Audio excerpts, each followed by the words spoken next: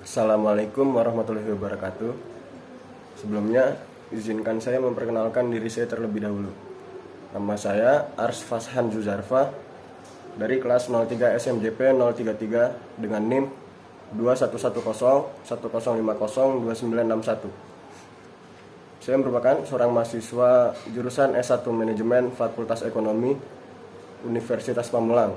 Video ini dibuat untuk memenuhi tugas mata kuliah Teori Ekonomi Makro.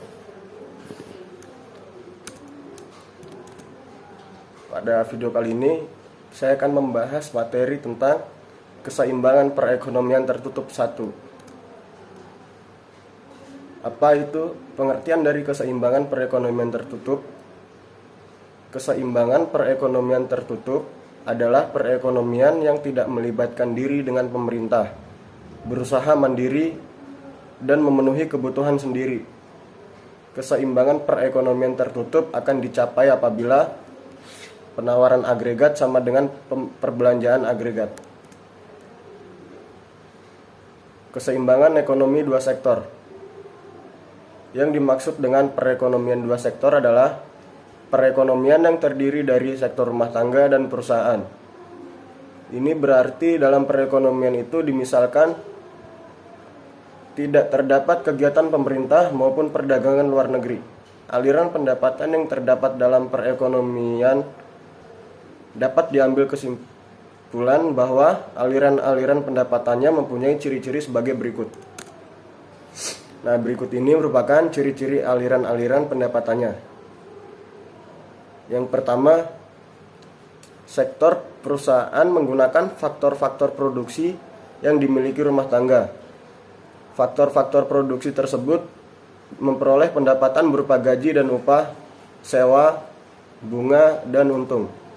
Yang kedua, sebagian besar pendapatan yang diterima rumah tangga akan digunakan untuk konsumsi, yaitu membeli barang-barang dan jasa-jasa yang dihasilkan oleh sektor perusahaan. Yang ketiga, sisa pendapatan rumah tangga yang tidak digunakan untuk konsumsi akan ditabung dalam institusi-institusi keuangan. Yang keempat, pengusaha yang ingin melakukan investasi akan meminjam tabungan rumah tangga yang dikumpulkan oleh institusi-institusi keuangan. Kecondongan mengkonsumsi dan menabung. Supaya kita dapat lebih memahami dengan lebih baik lagi sifat hubungan di antara pendapatan disposable dengan konsumsi dan dengan tabungan, perlulah diketerangkan dua konsep penting sebagai berikut. Konsep tersebut adalah kecondongan mengkonsumsi dan kecondongan menabung. Apa itu definisi kecondongan mengkonsumsi? Konsep kecondongan mengkonsumsi perlu dibedakan menjadi dua pengertian, yaitu kecondongan mengkonsumsi marginal dan juga kecondongan mengkonsumsi rata-rata.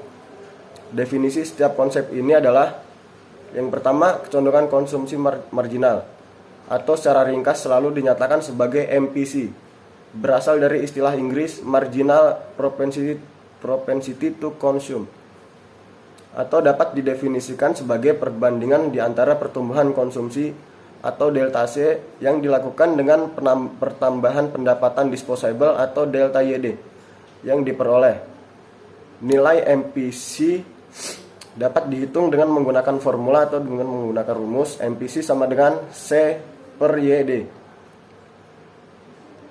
Yang kedua, kecondongan mengkonsumsi rata-rata atau secara ringkas selalu dinyatakan sebagai APC, atau berasal dari bahasa Inggris average propensity to consume.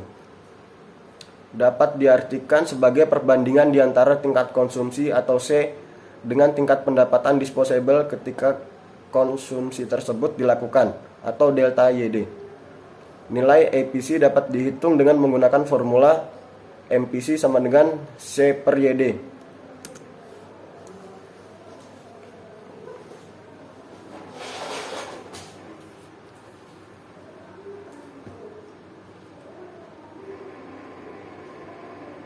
Selanjutnya, kita membahas apa itu definisi kecondongan menabung. Konsep kecondongan menabung juga perlu dibedakan menjadi dua istilah, kecondongan menabung marginal dan kecondongan menabung rata-rata. Arti masing-masing kedua konsep tersebut adalah seperti yang diterapkan di bawah ini. Yang pertama, kecondongan menabung marginal atau secara ringkas MPS dari perkataan marginal propensity to save dapat didefinisikan sebagai perbandingan di antara pertambahan tabungan atau S dengan pertambahan pendapatan disposable atau delta YD. Nilai MPS dapat dihitung dengan menggunakan formula atau rumus MPS sama dengan delta S per delta YD. Yang kedua, kecondongan menabung rata-rata atau secara ringkas APS dari perkataan average propensity to save, menunjukkan perbandingan di antara tabungan atau S dengan pendapatan disposable atau YD. Nilai APS dapat dihitung dengan menggunakan formula APS sama dengan S per YD. Fungsi konsumsi dan tabungan. Ciri-ciri fungsi konsumsi dan tabungan. Sebelum menerangkan ciri-ciri fungsi konsumsi dan fungsi tabungan, terlebih dahulu perlulah diterangkan dan didefinisikan arti dari istilah fungsi konsumsi dan fungsi tabungan. Yang pertama, fungsi konsumsi adalah suatu kurva yang menggambarkan sifat hubungan di antara tingkat konsumsi rumah tangga dalam perekonomian dengan pendapatan nasional atau pendapatan disposable perekonomian tersebut. Dan yang kedua, fungsi tabungan adalah suatu kurva yang menggambarkan sifat hubungan di antara tingkat tabungan rumah tangga dalam perekonomian dengan pendapatan nasional atau pendapatan disposable perekonomian tersebut. Persamaan fungsi konsumsi dan fungsi tabungan. Fungsi konsumsi dan juga fungsi tabungan, di samping digambarkan dalam bentuk kurva, juga dapat dinyatakan dalam persamaan aljabar. Persamaan aljabar untuk fungsi konsumsi dan tabungan adalah seperti yang dinyatakan dalam persamaan di bawah ini. Yang pertama, fungsi konsumsi ialah C sama dengan A plus BY. Yang kedua, fungsi tabungan ialah S sama dengan min A ditambah 1 min BY, di mana A adalah konsumsi rumah tangga pada ketika pendapatan nasional 0, B adalah kecondongan konsumsi marginal, C adalah tingkat konsumsi, dan Y adalah tingkat pendapatan nasional. Ada kalanya fungsi konsumsi dan tabungan menunjukkan hubungan di antara konsumsi atau tabungan dengan pendapatan disposable YD. Persamaan untuk hubungan seperti itu adalah: yang pertama, fungsi konsumsi C sama dengan A ditambah B YD. Dan yang kedua, fungsi tabungan S sama dengan min A ditambah 1 min B YD. Seperti yang dinyatakan Suparmoko dan Sofilda, menyatakan bahwa fungsi konsumsi C sama dengan A ditambah B Y per YD. Berarti konsumsi merupakan fungsi dari tingkat pendapatan nasional dan terdapat hubungan positif antara konsumsi dan tingkat pendapatan nasional.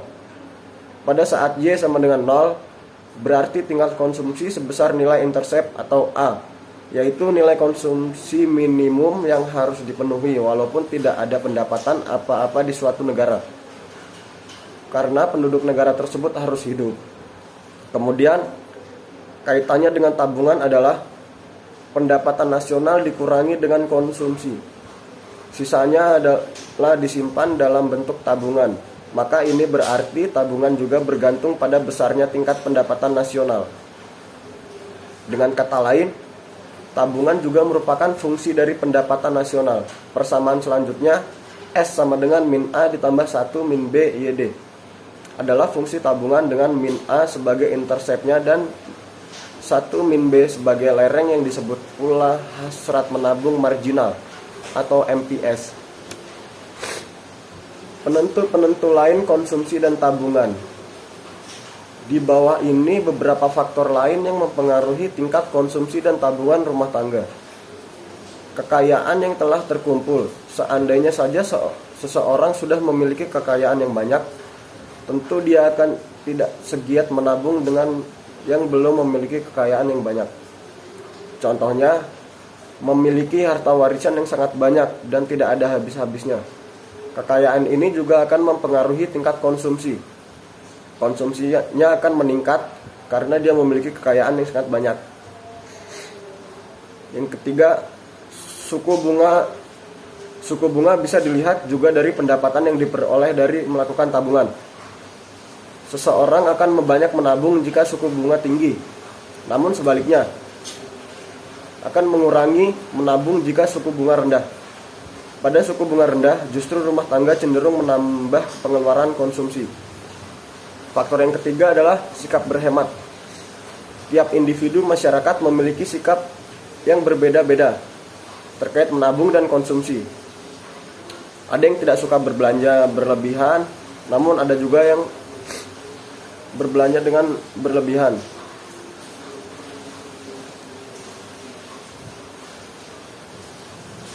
Faktor yang keempat, keadaan perekonomian.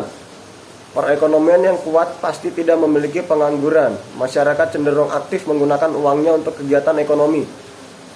Ketika keadaan ekonomi suatu negara kuat, maka akan banyak masyarakat yang mengeluarkan uangnya untuk berbelanja. Namun ketika keadaan ekonomi yang baik, masyarakat akan mulai berhati-hati untuk menabung. Faktor yang kelima, distribusi pendapatan. Pada masyarakat, distribusi pendapatan tidak merata. Ada yang berpenghasilan tinggi, menengah, dan juga berpenghasilan rendah. Pada masyarakat yang memiliki penghasilan tinggi tentu bisa menabung. Namun sebaliknya, yang rendah masih sulit untuk menabung. Dalam masyarakat yang distribusi pendapatannya lebih seimbang, tingkat tabungannya relatif sedikit karena mereka mempunyai kecondongan mengkonsumsi yang tinggi. Investasi penanaman modal. Apa itu investasi? Yang disebut investasi adalah istilah penanaman modal atau pembentukan modal merupakan komponen kedua yang menentukan tingkat pengeluaran agregat. Dengan demikian, istilah investasi dapat diartikan sebagai pengeluaran atau pengeluaran penanaman modal atau perusahaan untuk membeli barang-barang modal dan berbagai perlengkapan produksi untuk menambah kemampuan memproduksi barang atau jasa yang tersedia dalam perekonomian. Yang digolongkan sebagai investasi atau pembentukan modal atau penanaman modal meliputi pengeluaran yang berikut. Yang pertama, pembelian berbagai jenis barang modal seperti mesin-mesin dan peralatan produksi lainnya untuk mendirikan berbagai jenis industri dan perusahaan. Yang ketiga, pengeluaran untuk mendirikan rumah tempat tinggal seperti bangunan kantor, bangunan pabrik, dan juga bangunan lainnya. Yang ketiga, pertambahan nilai stok barang-barang yang belum terjual, bahan mentah dan barang yang masih dalam proses produksi pada akhir tahun penghitungan pendapatan nasional. Jumlah dari 3 jenis komponen investasi tersebut dinamakan investasi bruto, yaitu ia meliputi investasi untuk menambah kemampuan memproduksi dalam perekonomian dan mengganti barang modal yang telah didepresiasikan. Apabila investasi bruto dikurangi oleh nilai depresiasi, maka akan didapat investasi neto. Penentu tingkat investasi. Yang pertama, tingkat keuntungan yang diramalkan akan diperoleh. Yang kedua, suku bunga. Yang ketiga, ramalan mengenai keadaan ekonomi di masa depan. Yang keempat, kemajuan teknologi. Yang kelima, tingkat pendapatan nasional dan perubahan-perubahannya. Dan yang keenam, keuntungan yang diperoleh perusahaan-perusahaan. Menghitung nilai sekarang. Menghitung nilai sekarang dari pendapatan yang diperoleh di masa depan atau menghitung tingkat pengembalian modal atau keuntungan merupakan cara yang digunakan perusahaan-perusahaan untuk menilai kesesuaian dari sesuatu investasi yang akan dilakukan. Suatu kegiatan investasi dapat dikatakan memperoleh keuntungan apabila nilai sekarang pendapatan di masa depan adalah lebih besar daripada nilai sekarang modal yang diinvestasikan. Nilai sekarang pendapatan di masa depan dapat dihitung dengan menggunakan persamaan berikut. NS sama dengan Y per 1 ditambah R ditambah Y2 per 1 ditambah R ditambah Y3 per 1 ditambah R ditambah Y3 ditambah per 1 ditambah R. Dalam persamaan di atas, NS sama dengan nilai sekarang pendapatan yang diperoleh di antara tahun 1 hingga tahun N. Apabila dimisalkan investasi tersebut didepresiasikan pada tahun N. B. Y1, Y2 sampai YN adalah pendapatan neto atau keuntungan yang diperoleh perusahaan antara tahun 1 hingga tahun N. Yang C, R itu adalah suku bunga.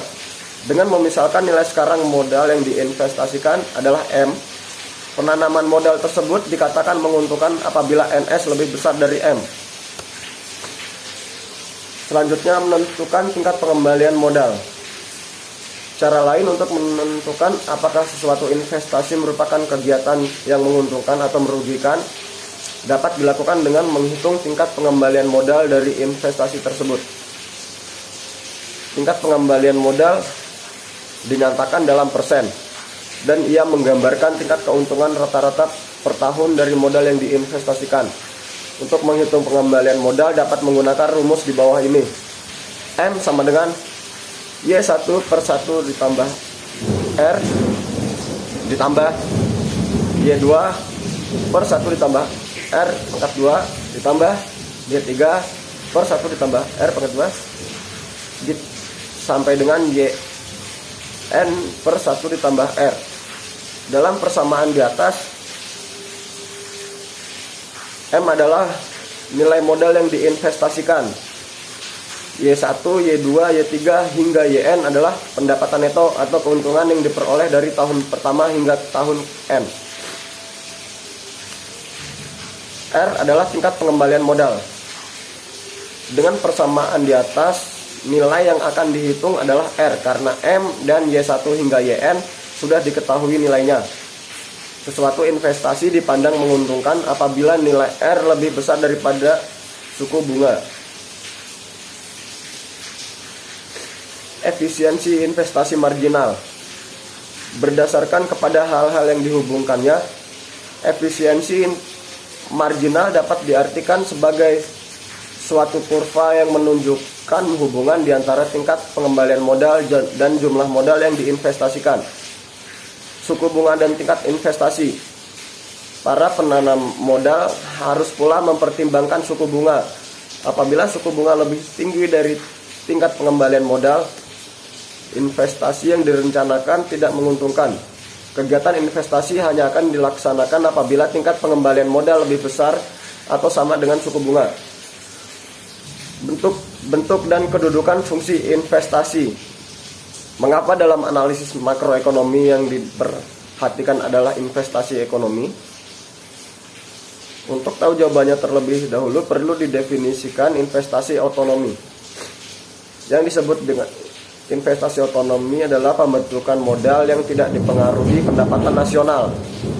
Dengan kata lain, tinggi rendahnya pendapatan nasional tidak menentukan jumlah investasi yang dilakukan oleh perusahaan-perusahaan.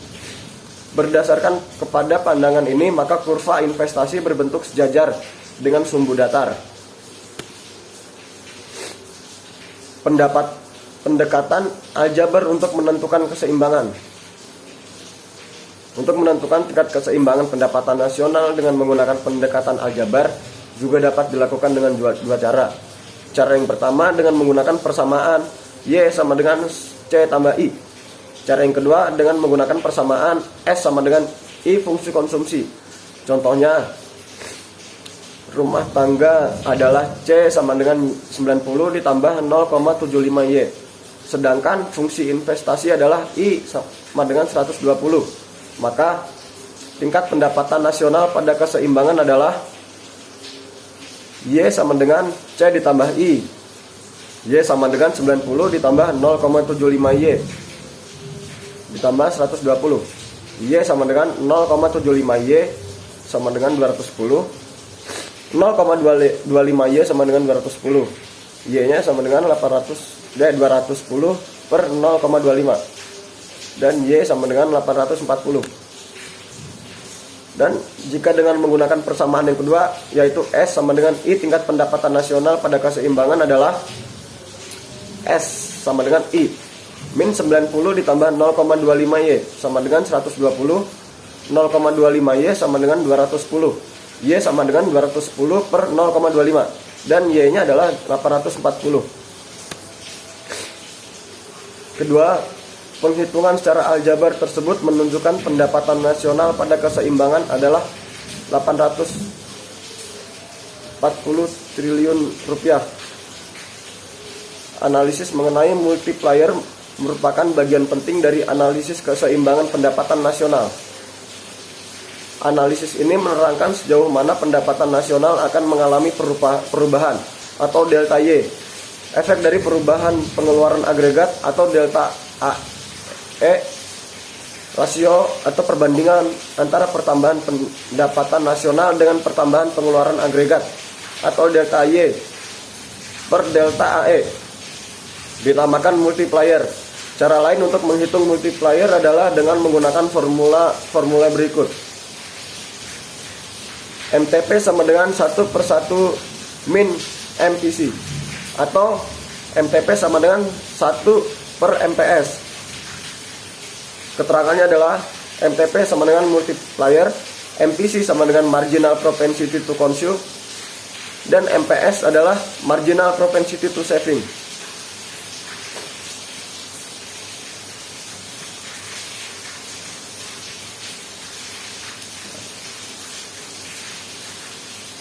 Sekian video ini saya buat untuk menjelaskan materi tentang keseimbangan perekonomian tertutup.